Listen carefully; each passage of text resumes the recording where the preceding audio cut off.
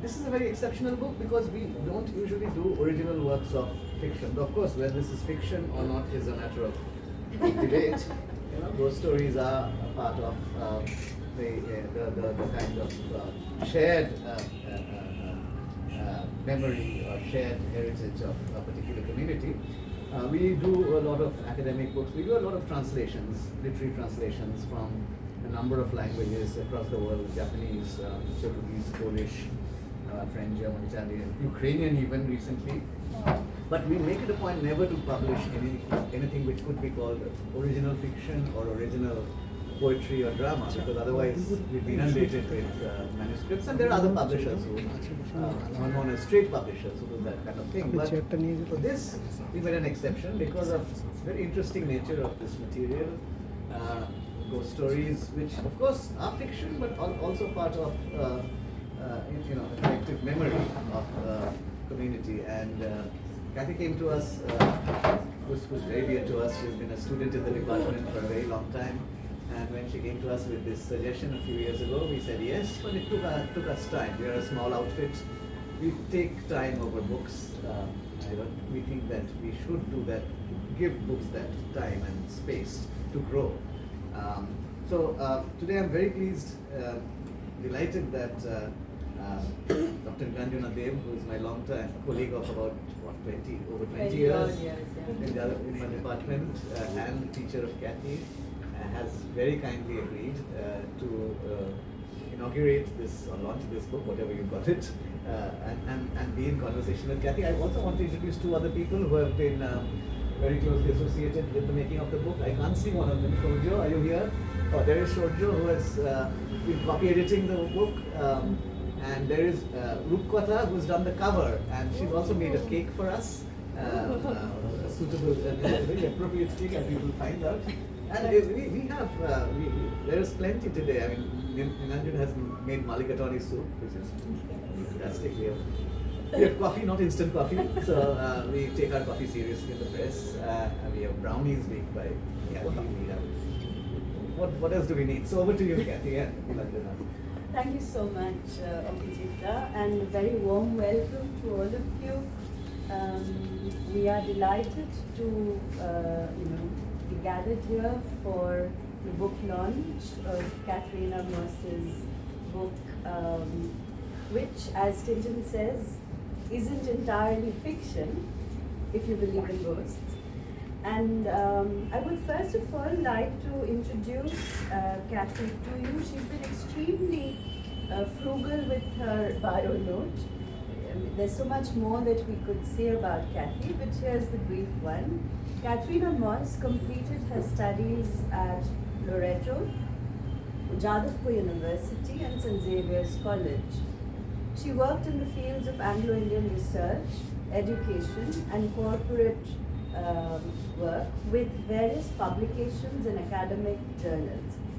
She's currently an entrepreneur and runs her own enterprise of homemade and handcrafted products, many of which showcase the richness of Anglo-Indian cuisine, called Pet Cakes in Kolkata. So she's a woman who wears many hats, a woman of many talents, and without further ado, I think before we begin the conversation around the book and how the book came about, I think it would be wonderful if we could actually have a formal book launch. So I invite Tintin, would you? Well, no. There are two coffees in front of you. Okay. So Kathy, would you formally open the book? There are some places in front, a couple of places. Please sit down, come sit down, there's plenty of space. It's very meticulously crafted.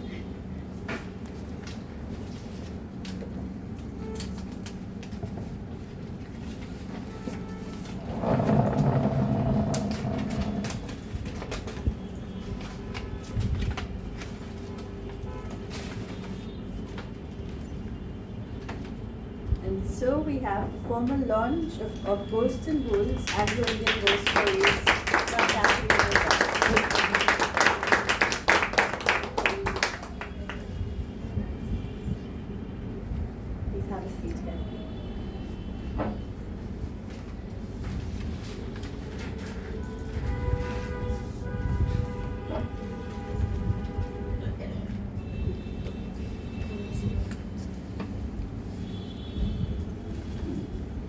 And there's no soup, so we'll have more soup towards the end of the conversation.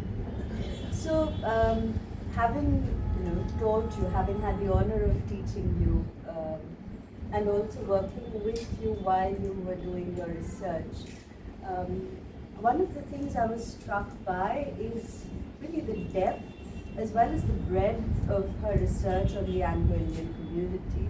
There is no corner of India to which Kathy did not travel in search of small, really nearly forgotten Anglo-Indian communities. She found them, communicated, reached out, recorded their stories, and also, which is probably the most laborious part, transcribed all of those conversations, out of which, in fact, out of that immense labor, this book has come to be. So, Kathy, tell us a little more about, how these stories were collected. How did you, go about collecting them? How did these come into shape, as it were? Yeah. So actually, while I was doing my research, we had a set questionnaire. But while I was interviewing people, I found that, there were many of these stories which were not part of my questionnaire initially, but people wanted to share. Once you get to know them and once you have a cup of coffee, and if there is a fireplace or there is, a gathering, inevitably those stories would come out. So since it was not directly related to my research at the time, I recorded them because I thought that, it had a lot of research potential. Plus, nobody ever discussed me. We discussed ghost stories among the Anglo-Indian community in an informal manner, but never was it, recorded orally, never was it put into print. So an idea came to me when I found that, it was not happening in one place, this was happening in multiple places. Everybody wanted to share their ghost stories. So an idea came to me that, I would probably like to start a collection independent of the research at a later date. And so I recorded and transcribed while I was doing my research. It was a secret project. So having done that, I looked at the transcripts and I said, it would be very boring if I just published transcripts. And it wasn't the way the stories were told. They were told, in a very much like a little setting like this, with a gathering and good food and, soup or coffee and perhaps a bonfire. So I wanted to keep that as close to the original way it was narrated. And so I turned those transcripts, keeping the idiom as close as possible, turned the transcripts into a narrative. So you actually have original parts of the transcript preserved in the narrative itself. And the only thing which of course I had to do was, ethically to protect the tellers of the stories and the institutions from where they were from at times. So we've changed a few names and places to protect identities. But other than that, it's, true and, as close as possible as what they've told me. I tried to do them honor, do them justice by keeping it as close as possible to the original text. And so that's how it came to be. And then the problem was, of course, grouping them. How do you, they're from all over, on all sorts of topics and, timelines. So we have to kind of try to group them according to, make them a little bit more uniform, give them a little bit more structure. So then that also happened. And then there were the last minute entries, which, when I realized I had talked to everybody and gotten everybody's ghost stories except from my family. So then of course I went running to my dad. And would you please, because these were stories told to me from small, but I wanted it in his words. So then, and then one of those stories, which is actually now, we've taken the honor of putting that little black cat on the book, is my dad's story. Because he grew up in the barracks, and that is a story from there, which, they heard as kids.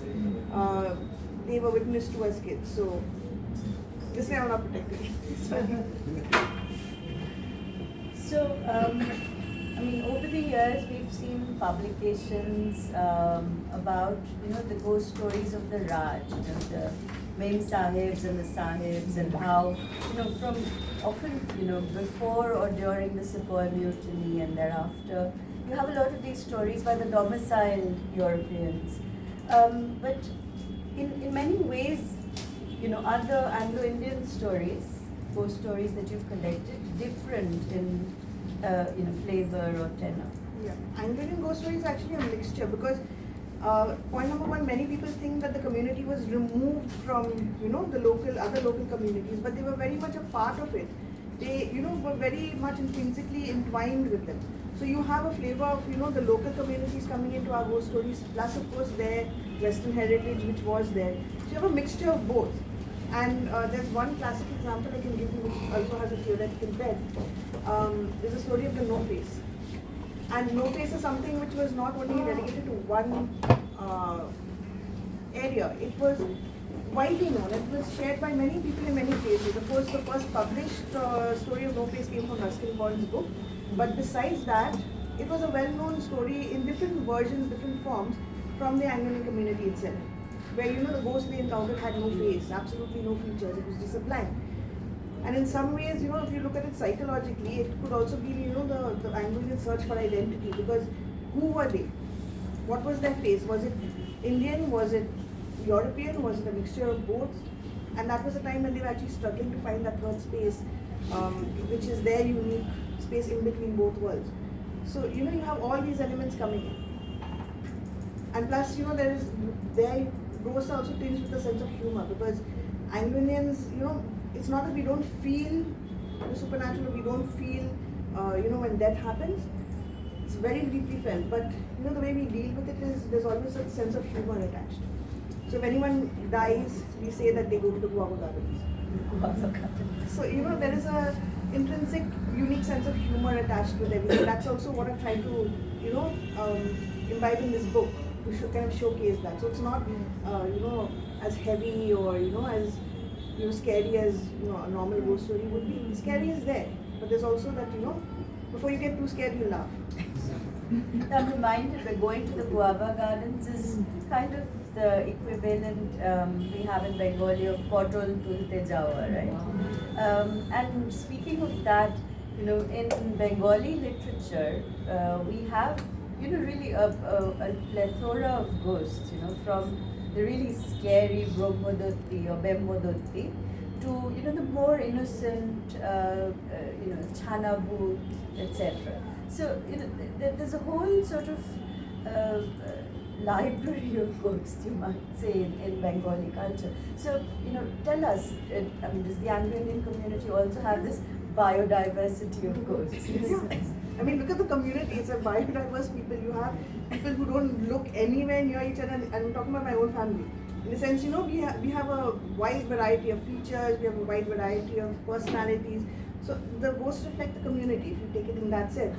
So you will have these little, ghosts which teach naughty children a lesson. You will have the ghosts which are really scary. You would have the dark bungalow ghosts. You would have the jungle spirit ghosts.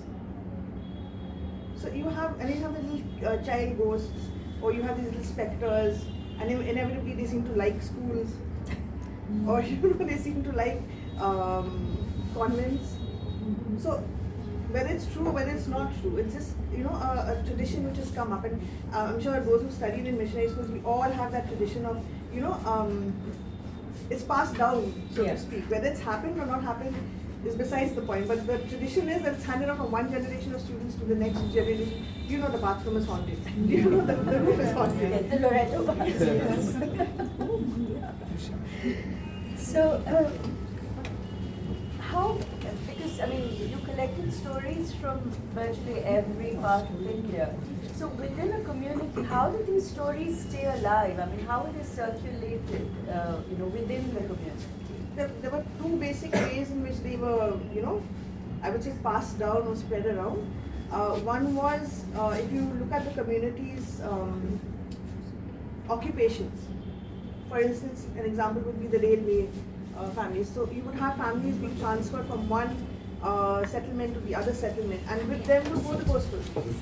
Or there would be interaction between one community and the other community, where they would meet for dances, or they would meet for, gatherings of sorts.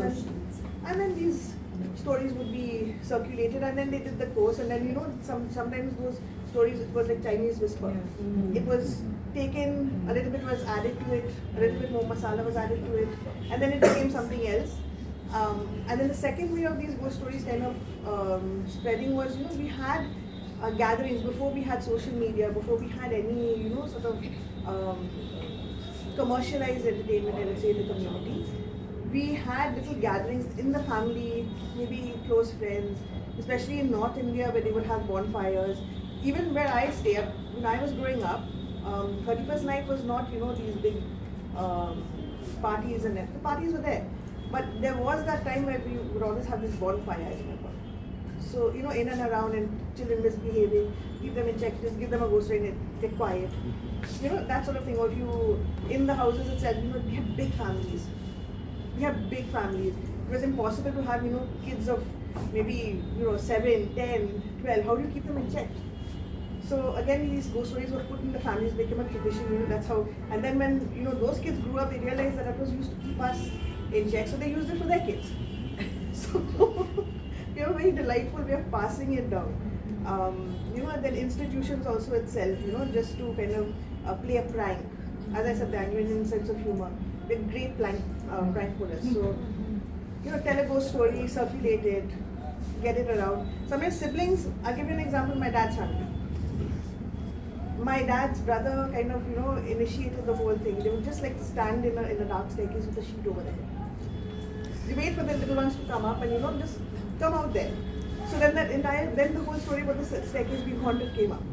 And of course, the perpetrator would be, very quietly removing the sheet and then, playing it innocent. So, they generated, they were not narrating, they generated the ghost story sometimes. So, it seems to me, especially looking at the contents, that there are different categories into which the ghosts have been put.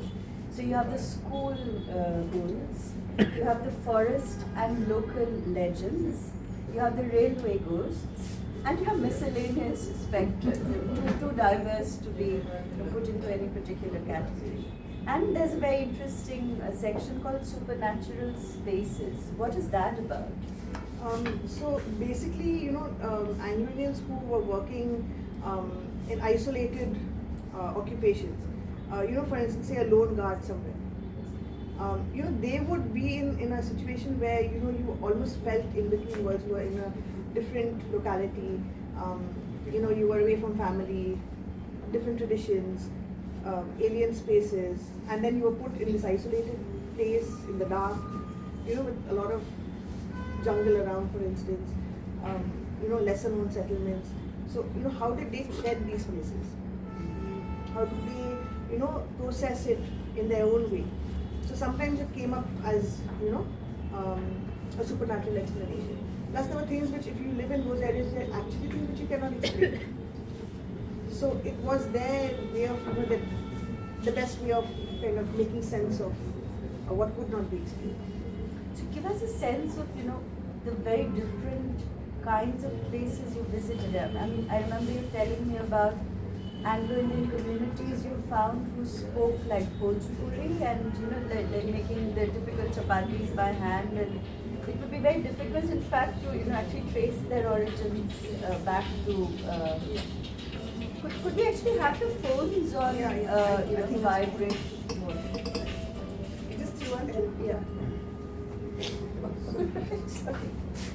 So tell us about all of these, places. I had no idea that, there were Anglo-Indian communities in, such locations. We always associate them with more metropolitan spaces, right? Like Kolkata or...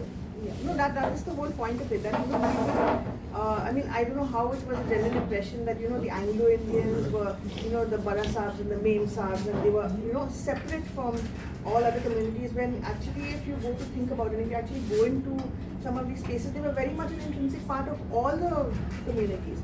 I mean, in some of the, more remote regions, they were part of the panchayats. They still are. They are part of forest conservation. Virgin forests are under their protection. They are enlisted. I mean, not so much maybe now, but in previous times they were enlisted. When you had rogue animals, man-eaters going around, they were the ones enlisted to kind of control the situation. So they were very much, intrinsically involved with local communities, like the local cowherds, or the local people, and they, because they had military education, they had missionary education, they had a very good idea of how to protect. They had a good idea of how to uplift. So these communities did not look at them as aliens, which contrary to a lot of scholarly debate, they were actually looked at as brothers or sisters, family. When these communities faced problems, it was the Anglo-Indians who stepped up. When Anglo-Indians faced problems, they stepped up. It was a very good give and take. It's just that there was no politicization at that point. I mean, all of this is coming because of other third parties, but in these areas, because you don't have anybody to rely on, it's only the people in the area who rely on each other. Their politics and religion have no play at all. It comes from a very pure space. So this is the kind of thing which needs to be maybe highlighted. That the kind of the typical putting the community into a box needs to kind of be maybe reversed. Could you give us a sense of which towns or places or parts of India that you went to gathering your stories? So there were very rare, like I wouldn't say rare, but unknown locations. For instance, in Champavat, in Uttarakhand, in Bihar. Right? These are places like almost when you think of the Wild West. You still have dacoits. You still have bunches of dacoits walking around. You have to walk around, like it's a very different. We as women, we walk around very freely there. There you have to be careful because they wouldn't think twice. So women there are very tough. They're very tough because they have to learn how to use, how to defend themselves. They have to learn how to manage without all the modern amenities. So there were, for instance, old people who walked around. They're old now, but when they were young, they used to walk around without shoes. So everyone associates Anglo-Indians always wearing shoes. No, they didn't. And if you look at their, there are very few of them left now, but if you look at the soles of their feet, it's like leather. They used to walk on snow with bare feet. They used to literally, till the land themselves. There was no question of, having servants. They had to do everything on their own. It's a very different kind of a, face to the community which is typically projected. So, yeah, thank you so much for breaking those stereotypes that prevail in a lot of popular culture about the community. So, I wanted to ask you, Kathy, this interaction with other local communities, was it always, something that was very easygoing and friendly, or do you also have a sense of communities under stress, because of India's changing, political and social climate? Ironically, before there wasn't any sort of, pressure or stress because these communities were not known, and modern influences have not come into that picture. But now what is happening because of social media, you have political agendas, you have religious agendas being, kind of infiltrated into every corner of this country. And that is turning people one against the other actually. So, without even meaning to, it is changing the face of, especially there's this whole debate about, colonialists. So now the community is branded as, kind of allying, but it's not true. So, those sort of sentiments are sort of infiltrating, but those are stereotyped sentiments. Those were never originally or historically there. If you look at it in previous times, the relation was actually much more friendly. Now, of course, things are changing. Can't be helped this. So, you talked about the Anglo-Indian sense of humor being a very unique kind of humor. So, tell us a little more about that. I mean, there seems to me a sense of no matter how scary or difficult, or challenging the situation, humor kind of comes to the rescue. Yeah, I remember, I use a personal example of that. So the book was actually kind of written in memory of a loved one who also, it was a last wish to get this book published. So I'm actually following orders. So I remember when this person was in hospital, it was a grave situation. And even then, there were ghost stories being told. There were pranks being pulled. in the midst of everything, that's, rather than, and we would look around and, you'd see other people crying, you would see other people scared. But it was just like, we won't go there, we'll stay here. And not only that, we'll inspire other people. And sure enough, you would find, other people coming up to us and saying, if you can handle it like that, we would. We'd do that also. So then, that spread around. So it's just a way of, see, if you get into a kind of a spiral, it goes into a spiral, a rabbit hole which you don't want to go down. So they use the humor to kind of get out of, very bad situations, to keep, chins up, as you say. And it shows the kind of, tenacity of this community. They're not ones to quit. When things get tough, they get tough. And this is one way of doing it without, getting too heavy, without getting too, pulled down.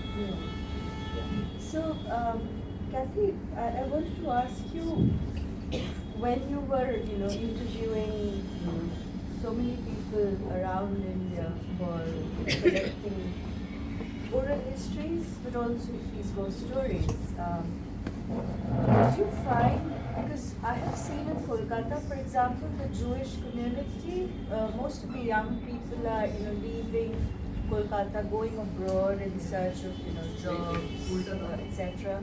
And it's really a few very elderly people who are left, and that too, will soon be gone. So in the communities, especially these remote rural Anglo-Indian communities that you found, do you feel that there's a certain urgency to the work of, collecting the stories of the communities? Definitely, that is also one of the motives for actually getting this book off the ground, because if you look at the modern context, I mean, there are modern ghost stories, but you think of remote regions where you don't have proper lighting, and it's just next to a dense jungle as compared to a city, with bright lighting now. Even some of the stories, for instance, which my dad has told to me, that was in a time where there were gas lamps. Now there are too many lights. So the whole situation is different. Then the tellers of those stories are in maybe the 70s, 80s, sometimes 90s. I've even encountered people over 100. So their take on life nowadays, even if the ghost stories are there, young people are so busy, you don't have time to share them. People don't listen to them. So if it's not shared between the old and the young, if there's no time to share, it is inevitably going to get lost. And it's just like, who has time for this? That's the general concept. So we don't have time for this now. That is where you would lose an important chunk of your history, your heritage.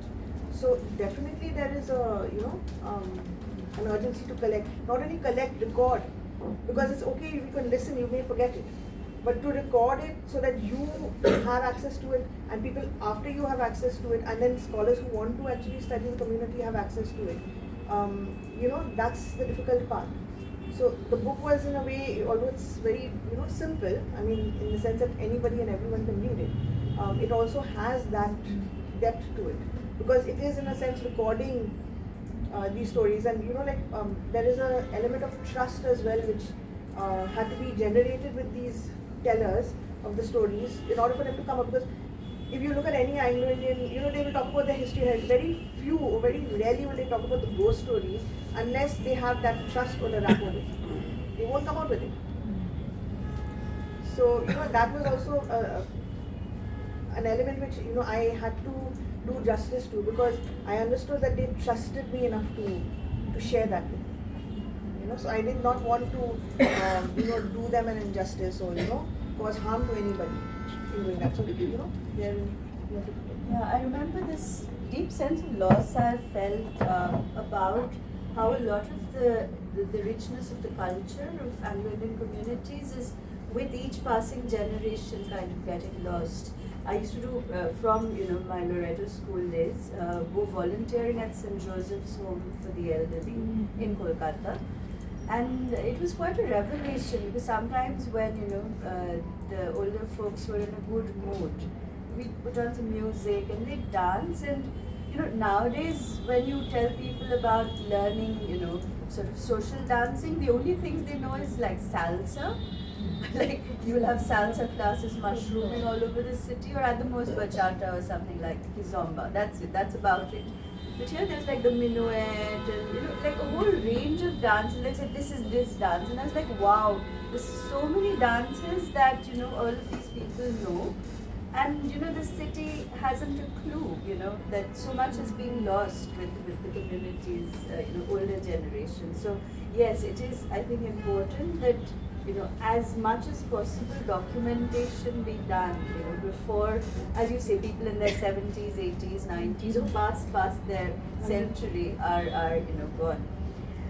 So since there are here, in fact, quite a few students as well as research scholars from Jadavpur University in the audience, having collected this, sort of book of ghost stories, but also from your own research, over a span of almost more than half a decade, what are the directions in which you feel that, work on the Anglo-Indian community, their oral histories, what are the directions in which this work could be taken? Yeah, there's plenty. I mean, it's umpteen directions in which it can go. You have to look at the linguistics. The linguistics of the Anglo-Indian community are changing.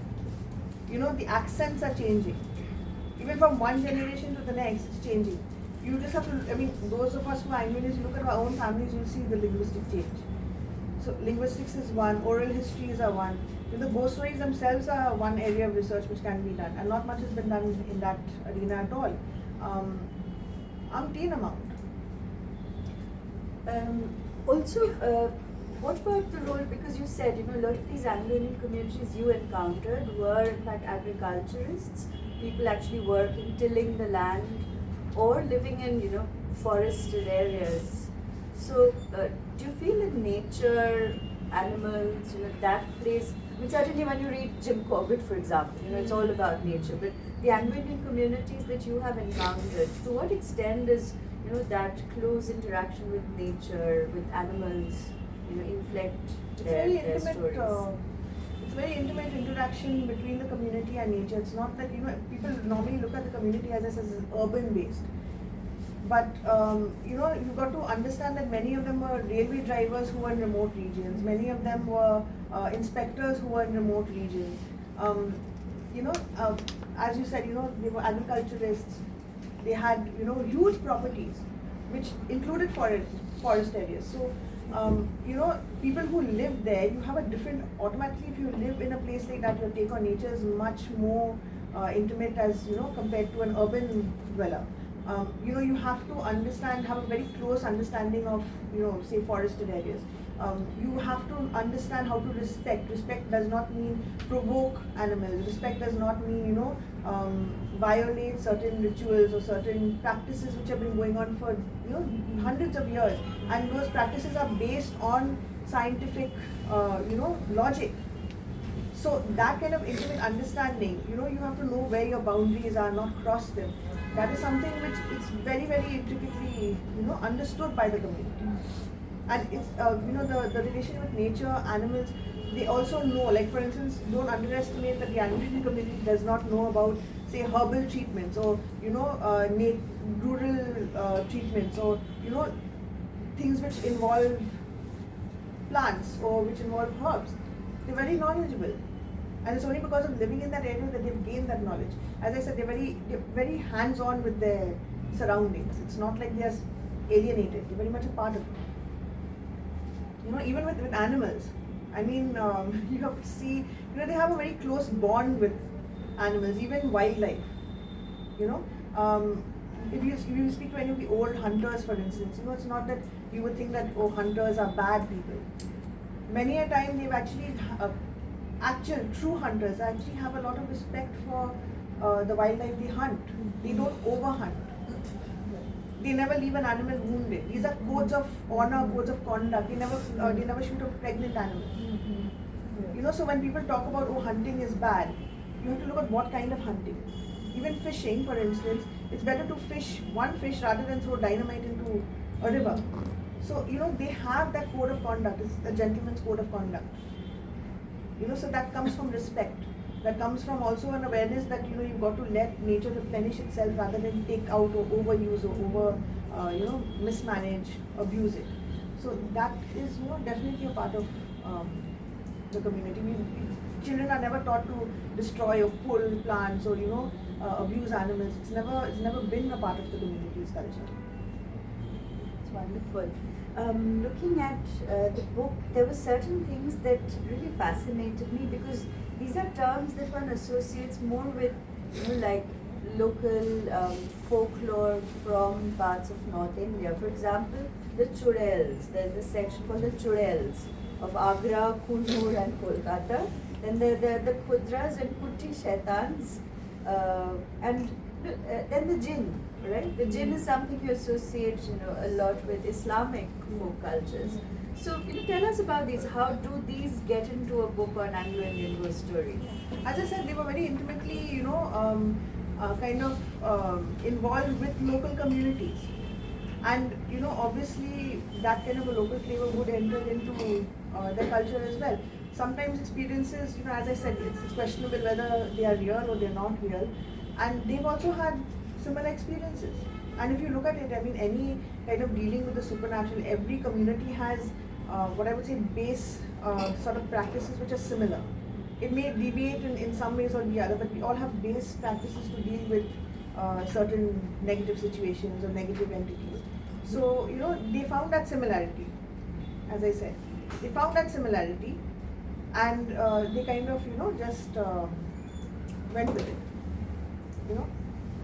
Obviously, the churels and the jinns are quite democratic because they do not discriminate about who they choose to haunt and who they choose to frighten. So that's certainly a point in favor of our supernatural cousins. Kathy, on a more serious note, though, I was actually very moved by the fact that you have chosen to donate a portion of the proceeds, the royalties that this book earns, to the Shanti Avedana organization. It's a hospice for terminally ill patients. So tell us about this, because it's very rare that you will have the proceeds from a book being given by the author to a particular cause. Tell us a little more about that. As I said, this book has a lot of history behind it, and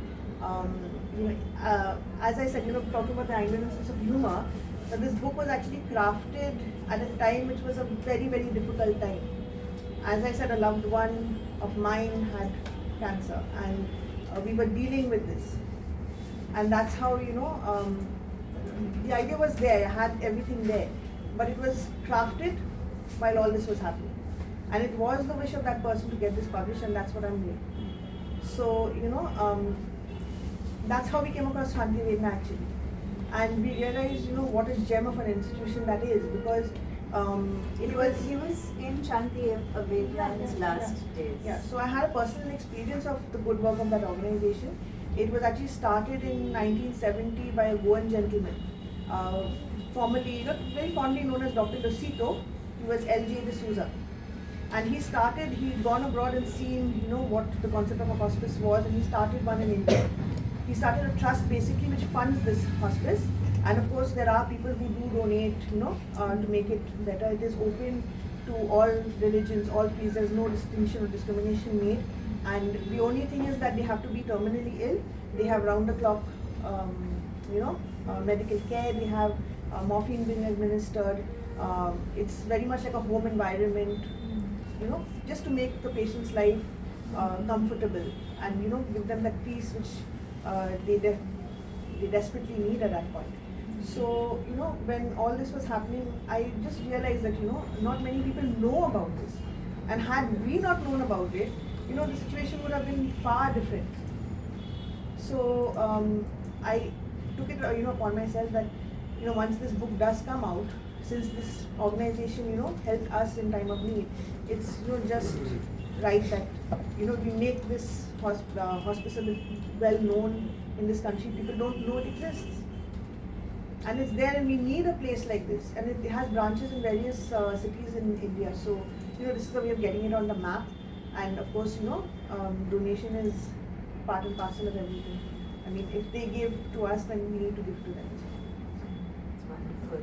So, if I might add that over the years that I have known Kathy, as her teacher, her sort of research mentor, but also now as her friend, really, I found that in all of her work, whether it's her academic work, but also the work she does, with the Anglo-Indian community, there is an enormous amount of sense of giving, of charity and service, that she has, not just towards human beings in trouble, the elderly people in the Anglo-Indian community, who have, often nobody in their time of need.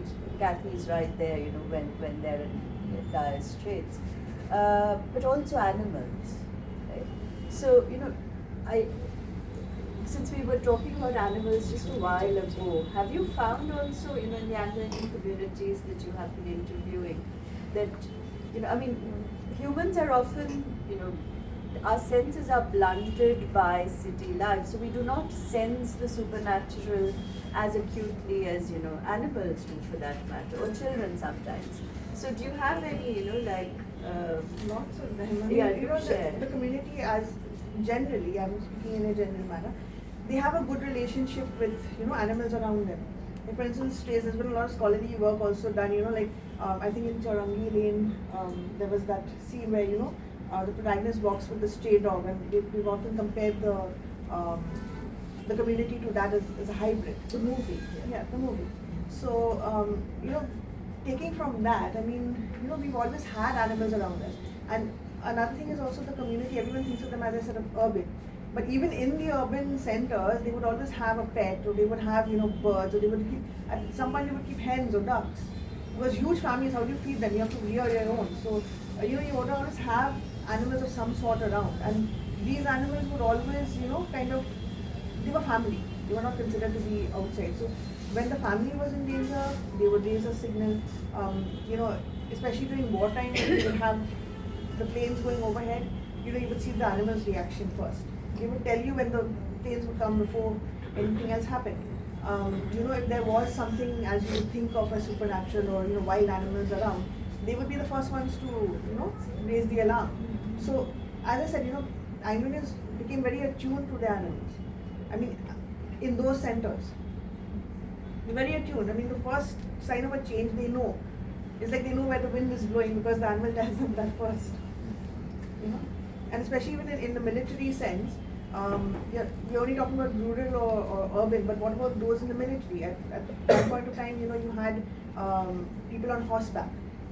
So they were very in tune with the horses they rode, because that horse became like a partner. The horse had to know when to fight, when to stop, when to go.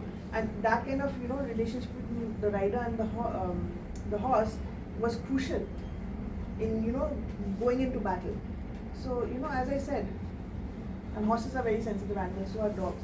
So, it is like, we also have a history of Anglo-Indians as jockeys. Yes. So, so therein also it comes into play.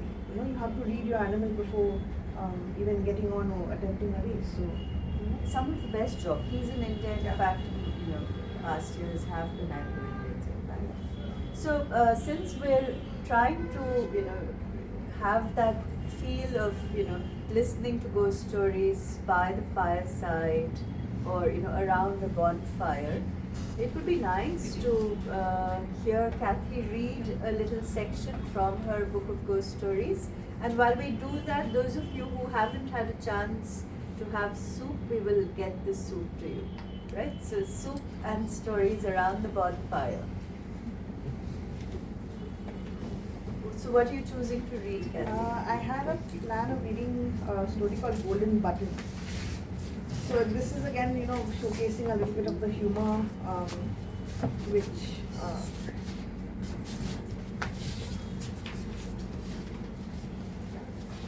so as I said, the sense of humor which comes into the stories. So this is a story called Golden Buttons. The story of the headless ghost served another purpose, to ensure that young people were never late for midnight mass. Grand tradition. This was due to the other part of the legend according to which if there was anyone who lagged or got left behind by the family group on the way to church on Christmas Eve would see a headless ghost with golden buttons on his jacket and would be haunted by him for a good while to come. Faye heard Nana repeat this story for the millionth time. Tall and athletic, she was the best sportswoman of the colony. She chuckled as she brushed her curls. It was Christmas Eve and she was finally getting ready to go for midnight mass with her family. She braced herself for the plethora of jokes which were bound to surface as they set out towards the field. Pretty mean of the whole bunch, she thought, if only it wasn't so darn funny. It all started when Faye was 10 years old. Never one to follow the crowd, Faye had an unusually lagged behind her family on the way to church. Mummy had made her a particularly pretty dress with gold buttons at the back. She was ambling along on the grass when suddenly she heard a gruff voice behind her say, "What pretty gold buttons you have, child." Emitting a shriek that would rival that of a banshee, Faye took off as if 1,000 demons were in pursuit. She ran all the way down the field, leaving every family group she passed perplexed beyond belief. It was only when old Mr. Carroll apologized to her mother for scaring the poor mite, when he actually intended to compliment her, that the conundrum was solved. However, Faye's mother was a good-natured sort, so she merely remarked, "Never mind, Mr. Carroll. Do you know actually that did that the child a favor? Did you see Faye run?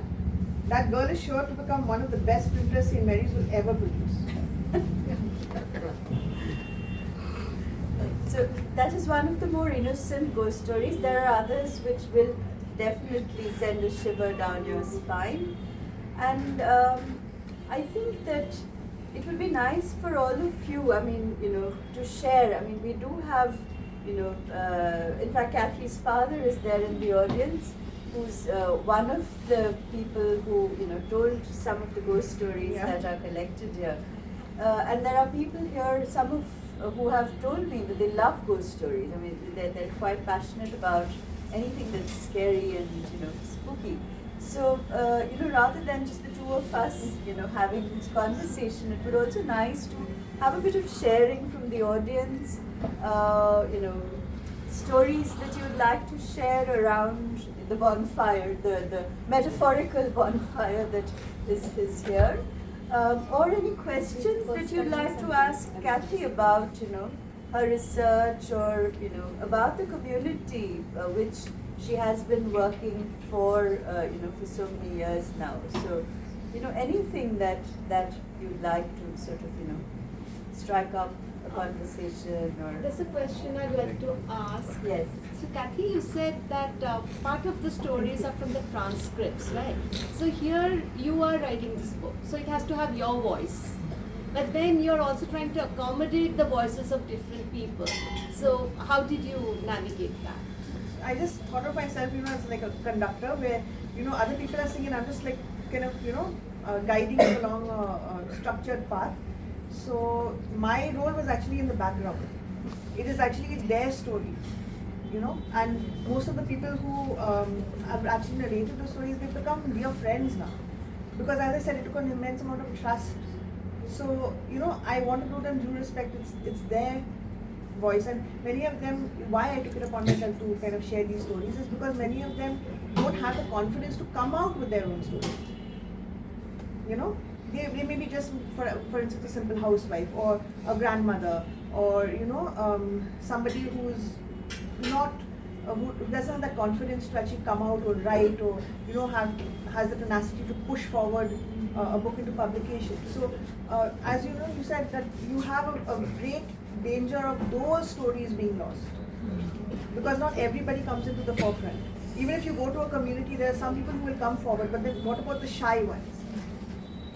What about the ones who don't like the limelight? Or the very old ones, who really don't have that space to tell their stories. Yeah, so these are for the people who, cannot come out and speak for themselves, or don't have the confidence to come out and speak for themselves. So it's like through a protective barrier, but the stories are being, shared. So at least it gets a chance, it doesn't get lost. So Kathy, one of the things I noticed is with various different types of ghosts that you mentioned, and I was wondering how the relationship between Christianity has impacted the community's willingness to even talk about ghosts. Yeah, that's another good point, because as I said, that's why the protective barrier comes in, because if this book protects them but still gets their voice out, because there is always that stigma that people might say this because I said that, that sort of thing. And then the thing is that yes, if you believe in God, then why do you? But no one is fearing the ghosts. It's just like acknowledging that these sort of things and these sort of stories exist, and every community has them. It doesn't go against your religion. But a story is a story. An experience is an experience. So if you have that, it doesn't take away from it. So it's and funnily enough, they do manage, like Anglo-Indians on the whole, they're staunch Christians. They're very rooted in their religion, but at the same time, it's understandable that these stories are also part of their culture. It's part of the fun. It's part of the culture. It's part of heritage. So if they maintain a balance. They do maintain a balance between it. It's not like they're overly superstitious or they're overly fearful. They've learned, as I said, how to deal with it with humor. They've learned how to deal with it with just respecting. If there are supernatural things which are true, they know how to not cross a barrier. They know how to respect and stay in their own lane. It's as simple as that. Yes, there's a question at the back. Hello. Hi. I wanted to ask, have you personally had any supernatural experiences? That of course. While collecting stories Of course. this? That will make another novel. But tell us, this is very interesting. Yeah, I mean, you do, if you're in very remote regions, you do have, experiences which are unexplicable. Like for instance, the ones with the Kuti Shaitans, you could actually, as you entered, I lived in many of these places where, these stories were prevalent. I actually lived there. So, as you enter that particular property, you can actually feel, someone watching you. I've seen eyes, whether that was animals or what, I have no idea, but you could actually see that happening. You could actually, in some places, you feel those cold gusts of wind. You feel that, that there is something there which is unexplainable. Those come with the territory.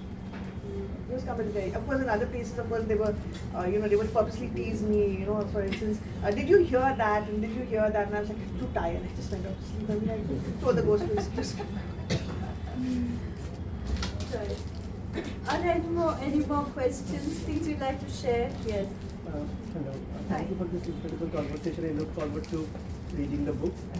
My question was, after the publication of Ellen Moyer's Literary Women, Gothic in European fiction often got divided into male and female Gothic along gender lines. So, both in terms of the identity of the author and the content of the text. So, could you please tell if you found something along similar lines while compiling Anglo-Indian Gothic? Like how does gender feature in the ghost So stories? obviously, I mean, gender will affect the way you narrate a story.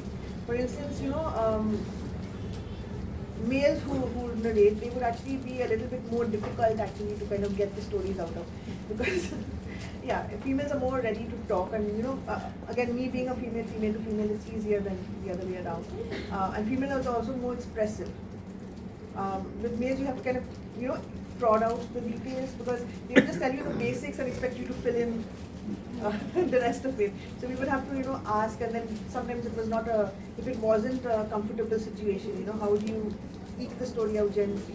So that definitely plays a role, and also who's around, because if they are in a big setting, some people are not very comfortable narrating these stories, whereas if you're having a cup of coffee by a bonfire, they're obviously more relaxed. So the story is told, the ambience has to be there. If I interview somebody in the daytime, for instance, they're not going to come out with a ghost story as easily as if I do it in the night or in the evening. So it's part and parcel of ambience. Thank you. So last call for questions, comments. Any ghost stories you would like to share? We'd also like to thank Kathy for the wonderful brownies that she has baked for all of us. It's been a wonderful, start to the weekend, and I think Is there a cake all- also which Rupkatha has? Yes, so could we actually have a kind of cutting of the cake to celebrate the launch Rupkatha, of Kathy's book? who's also designed the cover. She has made a cake, and please bring it over. It's a special cake, as you will soon see.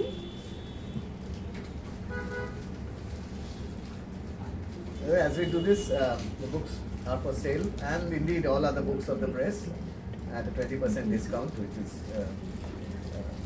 what you can avail of. And very soon they'll be on for sale on Amazon as well as in College Street bookshops. So at the rate the books are running out, maybe not immediately. So this is a cake made by Rupkatha, and you remember, if you see the cover of the book, you'll find that there's a little cat. Bring it close to the The camera. cat please. traveled from the book cover to the book. Wow. That's lovely. So should we have the cutting of the cake, or take a photograph of the cake first? Yeah, before we cut it. So thank you all for coming in on a Saturday morning, and we wish Kathy all the best. I'm sure it's going to be quite a barn burner and a bestseller. Ghost stories are something that everybody enjoys reading and sharing. So please do, collect your copy of the book. Kathy's around if you want her to autograph the book as well. And wish you all a very, very good weekend, and enjoy the ghost stories. Thank you. Thank you. Also, Kathy has also made some bookmarks. So those of you who do buy the books today will be getting a free bookmark that's been made by Kathy. Do you have a pen?